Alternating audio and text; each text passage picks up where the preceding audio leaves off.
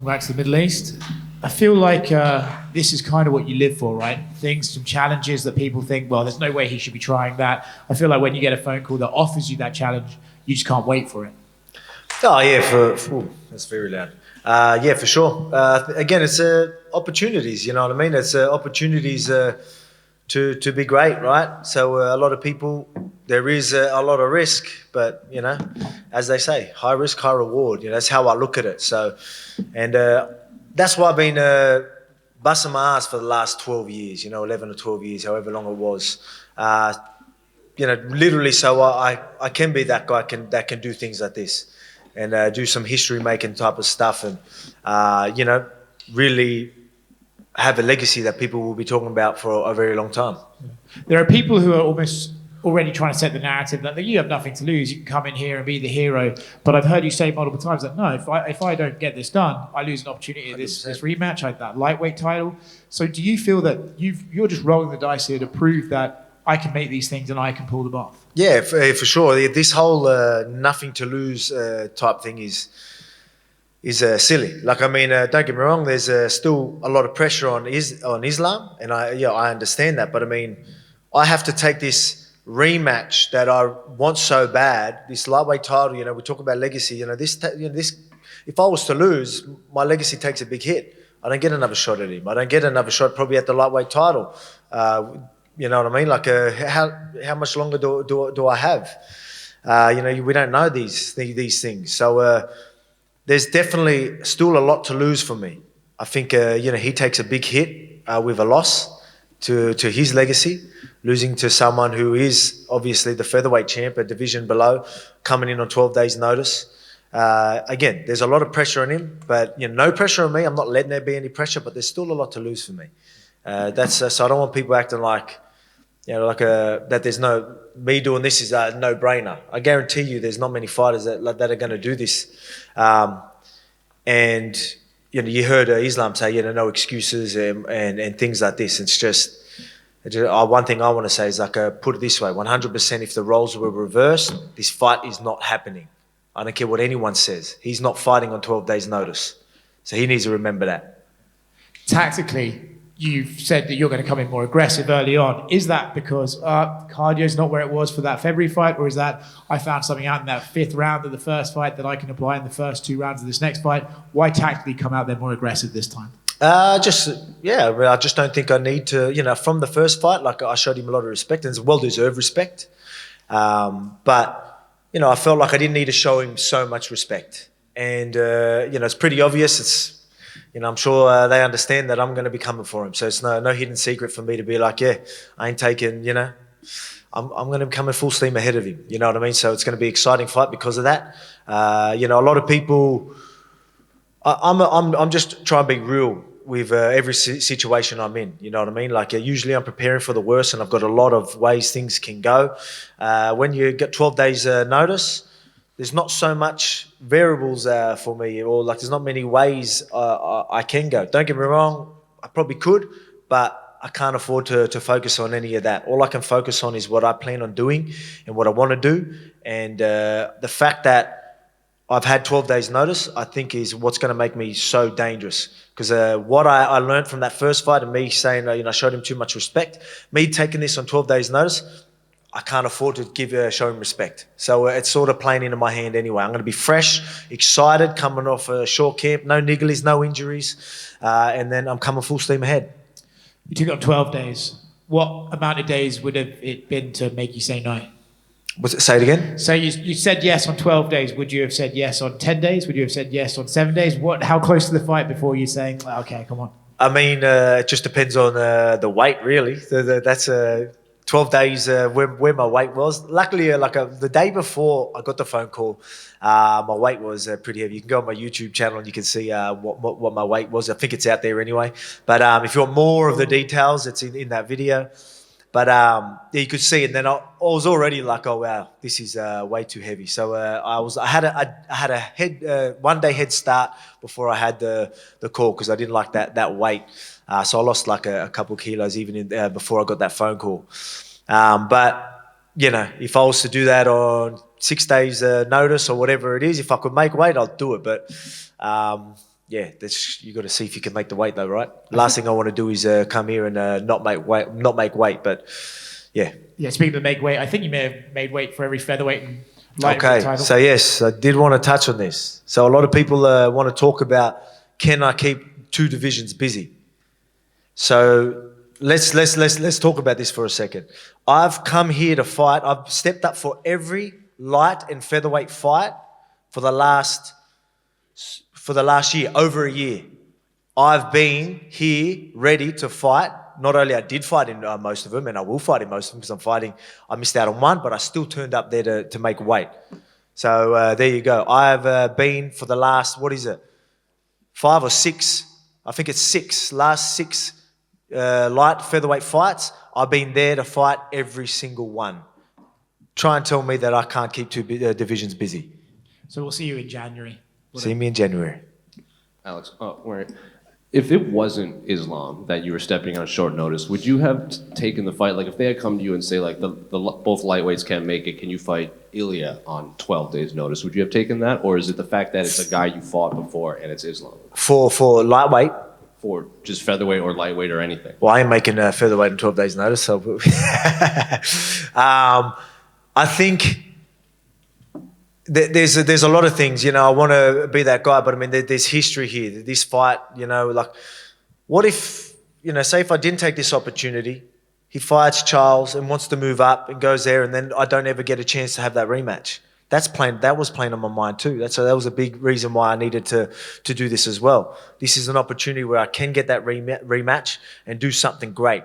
You know what I mean? So that's how I'm looking at this. If this was just any other fight, probably not. You know what I mean? Wouldn't interest me. This interests me. There's history. There's this rivalry. There's a lot of talk already from the first fight. Like this fight needs to happen, and we're doing it on 12 days notice. So like kind of going off that, if it was Islam that got the cut and they say, can you fight Charles on 12 days notice, would this not have been the same, considering you've made it known that beating Islam is more important really than the lightweight belt? The lightweight title is still a thing that I want though. And then I demand the rematch anyway. So I get that rematch. So that works out. So I'm thinking of it all. I mean, if I was to fight Charles instead of Islam this weekend, I take that belt. When Islam's back, I get my rematch. So either way, fighting for that lightweight title, yeah, probably because the fact was lightweight title, I can make weight, and part of my legacy, I want that second belt. I want that rematch. That still promises me the rematch. So yeah, that'll be a clear, easy decision for me to do as well. And how is the hands? Because the last time we spoke to you in Sydney, it was the elbow. That was the elbow. So I broke the hand. That was last year, but the elbow was after the last one. But yeah, it's fine. Alex, just curious, one of the narratives coming out of the last fight and what his team has been saying this week is that you were actually heavier on fight night than he was. Do you know if that's accurate? Nah, they're just, I don't know what they're talking about. I mean, it's funny how they'll sit there and how can you say a lot of that stuff? They literally, the biggest excuse that I heard was the fact that they didn't have 10 extra hours. You know what I mean? It's like how are we using that as an excuse? You're saying you're that big that you can't rehydrate in 30 hours or 30-something hours. You need 40 or whatever it's going to be. It's not a real good excuse, to be quite honest. And me saying that I was heavy, no, I went in there, I think I wanted to be in there about 76, 77. You know what I mean? Yeah, so that's, I'm pretty sure what I went, that's kilograms. So yeah, that's about close to 170. But yeah, I mean, you can say what you want. There's putting on actual weight. Like I put on 10 kilos in featherweight or whatever it is, 8 kilos, whatever it is in featherweight. But that's filling out my muscle. And then there's filling out fat and stuff at lightweight. That's, obviously is a big difference. They can use that, but I mean, that's pretty much, that is false. And that's besides the whole point. Yeah, and one of the things Michael Bisping famously said when he pulled off that very short notice upset of Luke Rockhold, which was also a rematch, was that the fact that it was so short, it didn't allow him to overthink the fight, and it didn't allow him to overtrain because he goes so hard. Are you feeling some of that coming in? 100%. It's short notice. I can't. I should have done this. You know what I mean? I can't do any of that. So I'm good at, obviously I'll always prepare how I should. but I can accept situations and adjust and move on. All right, I can't get this 12-week camp, but what I can do is take advantage of me being fresh, take advantage of this mindset of me being, not fresh, obviously physically and mentally, right? I don't have this whole pressure of camp and killing myself for the last 8 to 12 weeks, and I get to go in there and be excited and be dangerous. You know what I mean? And I know I need to focus on them. I can't focus on all the other stuff. There's pros and cons. I can't afford to focus on the cons. That's done. Accepted. Move on. What I can do. There's still a lot of pros there, and I'm gonna take full advantage of it. And you told Fari last night that a fight with Justin Gaethje sounds nice after this, maybe a trilogy. There's been some kind of rumors out there that the UFC is maybe waiting on the result of this fight, and say you can't go in January or you plan on something else, that maybe they would do like an interim title with Ilya and Max. What would you make if that was kind of the direction that went? Look, I mean, I need to have that's why I wanted to make a point of this whole, I can keep 2 divisions busy. That was a goal of mine. I've been saying it for a while. I want to do that. I understand what they want to do. They're like, come on, we don't want to hold 2 divisions. I think I'm proving that I wouldn't. But obviously I want to do January. I want to go out here, I want to be double champ, and I want to keep 2 divisions busy. I don't know when Gaethje's looking to get back in there. But obviously there's a lot of exciting fights at lightweight. We'll see what happens. But I mean, I do, want to keep 2 divisions busy. That is something that I want to do. I don't think we've had many people do that. That's obviously a difficult thing to do, but I think that can add a lot to my legacy as well. So that's something I definitely want to do. What is the secret to this activity, to keeping healthy, to keeping mentally fresh? How are you doing this? I'm just a professional. I have been for the last 12 years, and I've got full confidence, and I'm comfortable with who I am and what I've done for them years to understand that, I'm going to prepare anyway, and then I'm going to be, a lot of people are like, oh, I need a break, and like they're worried about if things go wrong, which is fair. But I mean, I've got I got that motivation probably from Izzy, how active he was, and what he was doing for so many years. That was inspiration for me to be like, what, I want that. I thought that was incredible, and that's why you're seeing me, sort of take that as well. And then now I'm just trying to add on. I feel like I thrive off it. I thrive from being active and doing things that not everyone will do. And then even situations like this, I feel like you just keep adding on to that legacy and who you are, and my mindset, mentality, it just shows you what I'm all about, and I'm comfortable and happy with that, and ready for all challenges that come my way. Yeah, and you mentioned, and I literally thrive off it. You literally couldn't keep the smile on my face the day after. As soon as I got that call, all week I was so excited. Everyone in the gym, everyone was excited. I noticed. So it's like everyone just knows, all right. Obviously everyone knows that Islam's no easy fight, but they just know if anyone can do it, it's me, and everyone's excited, and everyone was just pumped up and ready for it. So it's been nothing but positive vibes from myself and my team, and I can't wait to go out there and make history. Yeah, and you mentioned kind of the comparison to Izzy. You see him now, though, and he's saying he needs a long break. Yep. Is it maybe unfair to compare it in that sense, considering he had like 100 kickboxing fights? And he was, what did I say? 11 title fights since 2019. That's nuts. You know what I mean? It's crazy. So obviously it obviously didn't go his way last fight, and then he just needs some time. You know what I mean? So, but and that's fair. You know what I mean? There's going to be times that's going to happen. He's done already incredible things anyway. If he was to retire, he's retiring as one of the greats anyway. So I've got nothing but love for Izzy, and whatever he chooses to do, I'll support it. And just last thing for me, are you aware of the rumor of the EA Sports UFC cover curse? And what do you make of this whole thing? I love debunking all that shit, to be honest. Wasn't there the 35-year-old thing as well? I love it. They get, I remember even they said it for my Aldo fight about the haircut on Embedded or something like that. And so I debunked that ages ago. I think I've debunked a few things, and ready to debunk a few more. I hope people keep pushing that, he broke the UFC cover curse. Oh, it's like, man. Alex, That means a big deal, but I mean, people want to act like it. I swear, well, let's add that to their legacy. I'll beat the UFC cover curse. Well, John Bernard from KO Sports, you've spoken all week about how important this fight is to your legacy. If you do go on and win this rematch, do you think this solidifies you as not only the best UFC fighter Australian, but one of the best Australian athletes across all codes? That's not up to me. You know what I mean? I'm obviously in a massive sport and doing some great things, and I plan on doing more great things and breaking records, and solidify myself as a great, as a legend of the sport. And I guess the rest is just up to everyone else. You know what I mean? Like, so it's I'm just going to keep doing what I'm doing. Now, you said you want to debunk the UFC curse.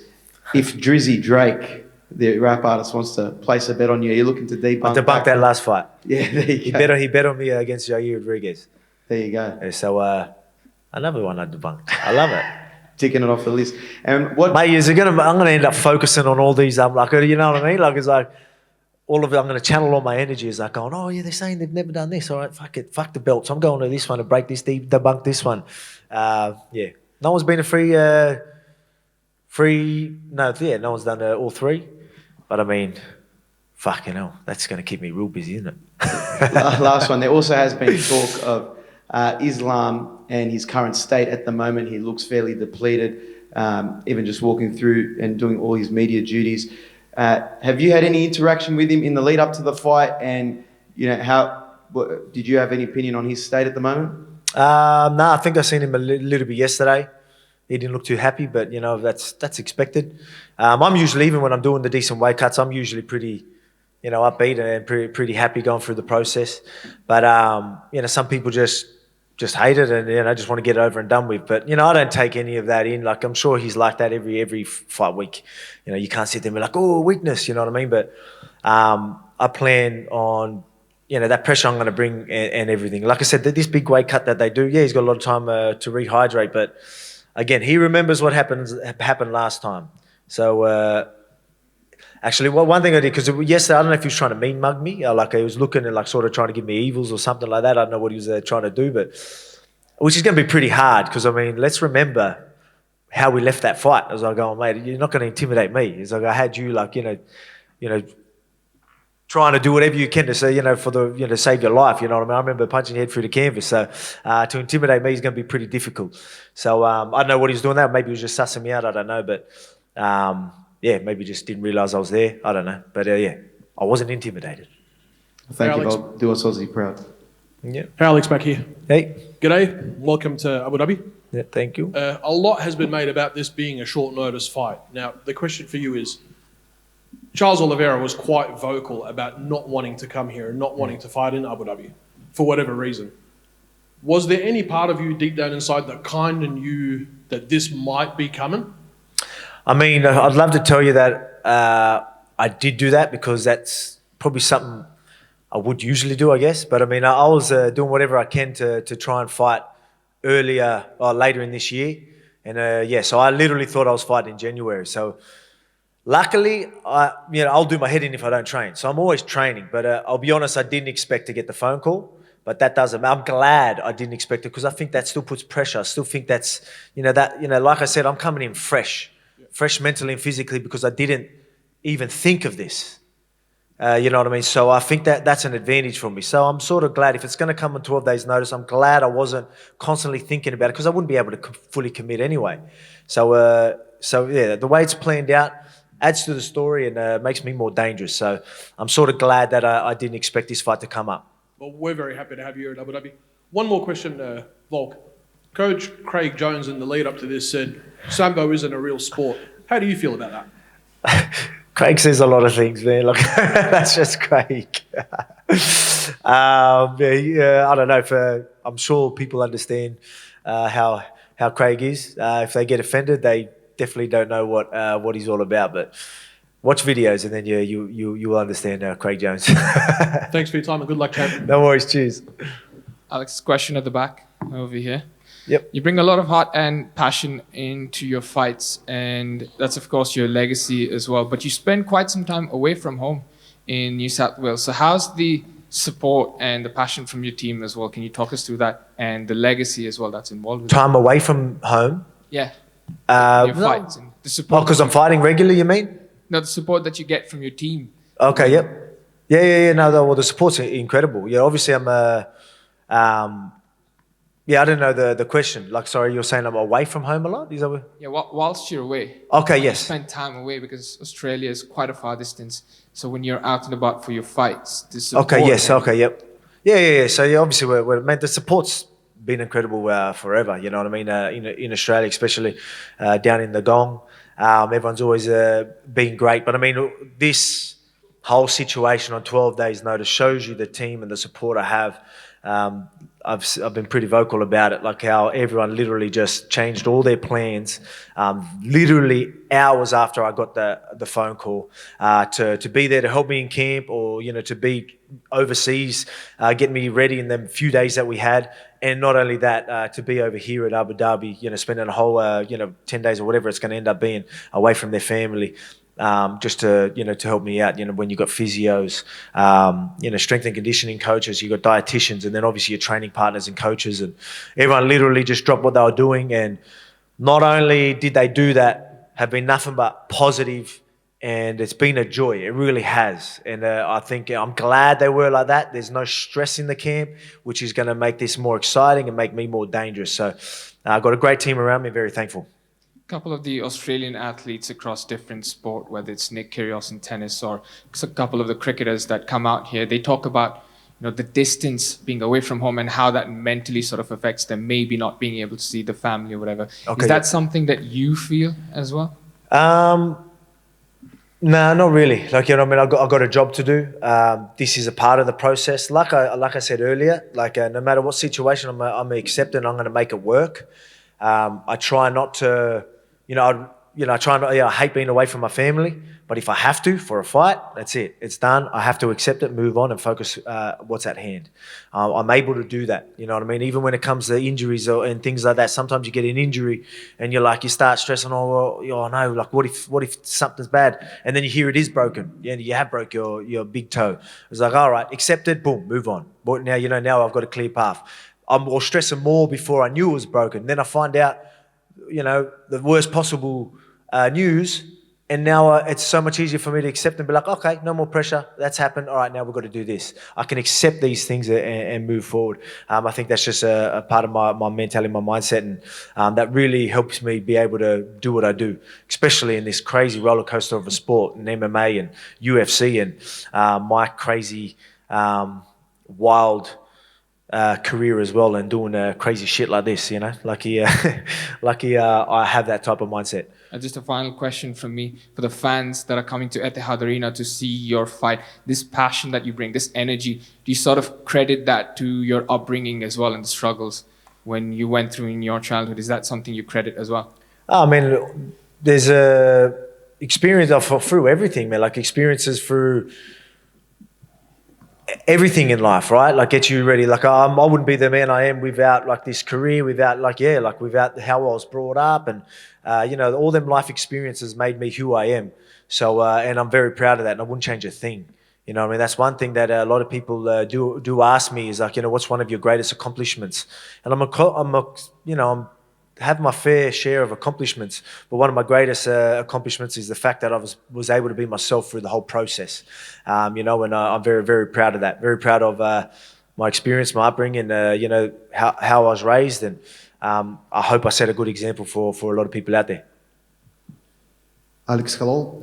Have you contacted Charles Oliveira after he out from fight? Sorry, what was that? Sorry. Have you contacted with Charles Oliveira? Have I contacted Charles? Well, no. You're probably right. I should probably, No. Just obviously I'm sure he wanted to still be here, and then they made a decision. So you got to feel bad for the guy. Obviously selfishly, I'm like, I wouldn't say I'm glad it happened, but selfishly, I'm in this position that I'm thankful for. But I guess I didn't message him. But Charles, if you're watching, obviously sorry, and hopefully you get a shot again. I don't know what to say there. I feel bad for the guy, you know what I mean? Like, you're making me feel bad, you know. Okay. And how many fans from Russian contacted you on social media and they support you or hate speech? Yeah, I've got my fair share of support from a lot of people around the world, actually, to be honest. So, which is pretty cool. But so the support's been incredible, even in Russia. You know, I'm a pretty chill dude. So, you know, I don't think too many people hate me. I know they used to, but I think they're starting to grow on me. Obviously, you're going to get a lot of people supporting, you know, Islam and their team and that, which is fine. That's expected. I'm probably going to get booed when I walk out to the octagon, but I'm prepared. I'm ready for that. All good. We'll see what happens. But I mean, the support's been incredible. Thanks. Welcome over here. With Khabib's advices this time around during this fight, do you expect Islam be more dangerous and smart? I mean, I don't want to, like, you know what I mean, like. Yeah, I don't want this to be disrespectful, but I mean, yeah, that's you know, you go there, you prepare, you do what you need to do, and you turn up. Like, you know, I mean, someone just being in the corner, you know, I mean, there's gonna be a lot of things when things don't go your way. You start looking for things, or what went wrong and all that. And, you know, I didn't have the extra 10 hours, or you know, my Khabib was in my corner, and you know, if them things are gonna worry you so much, I'm going to take advantage of that Saturday night. If he really thinks like that, he's in for a rough night, because I'm going to give him a lot more other problems to deal with. If he can't deal with things like that, when he's locked in a cage with me and he's thinking about all these little things around him, he's going to be in for a rude shock, especially when I come guns blazing at him. So I think he needs to just accept that I am that tough fight. It wasn't any of these other things, except we prepared well, and we know what you do well. And we know how to counter those things. So expect a hard fight, turn up, because even though I had 12 days, I'm still going to turn up. I'm going to bring a fight. So, yeah, again, he did tweet saying that don't have excuses, where I felt like he had more excuses when he got his hand raised, I think. But, yeah, look, he's a great fighter. He doesn't need to rely on all these other things. They do a good thing. That's why having guys like Khabib around him and Javier Mendez and the team they have, they prepare him very well, and that's why Islam's going to be dangerous. Yeah, having Khabib there, like through camp and all that, the preparation they gave Islam is why he'll be dangerous. But if if Khabib wasn't in the corner, I don't think that changes much, to be quite honest. Because we all remember Dan Hooker fight and Khabib's advice. That's why I asked. Okay, yeah. Okay, yeah, no, that's okay. It's all good. No, I understand, like, you know, a lot of people, but I mean, we are fighters, you know, having a good team around you is great. But, you know, that's why preparation's very good. You would do want guys in your corner, obviously, to help you make some right decisions. But, I mean, he had a lot of other problems in there rather than just, he could have done this instead of that. You know, like, you know, I think it would be more than just that little bit of advice. Because, again, we prepared very well. We've got a good team around us, and they prepare us. So it's a preparation that our coaches and teammates and that do that really get us ready for these fights. And all year round, like, again, having the right training partners, the right coaches bringing you up the way that they want you to, you know, like, that's what you carry in there. Like, at the end of the day, the corner is going to help. But, I mean, if I haven't been the guy I have for the last 12 years, you can have the best corner. You know, there's a good chance things are going to go wrong, you know what I mean? Like, if you aren't properly prepared. But luckily, I have the right team around me and the right coaches that have been keeping me prepared and on sharp and, you know, understanding the game for the last 12 years. So that's what I'm thankful for. Thank you. Yeah, cheers.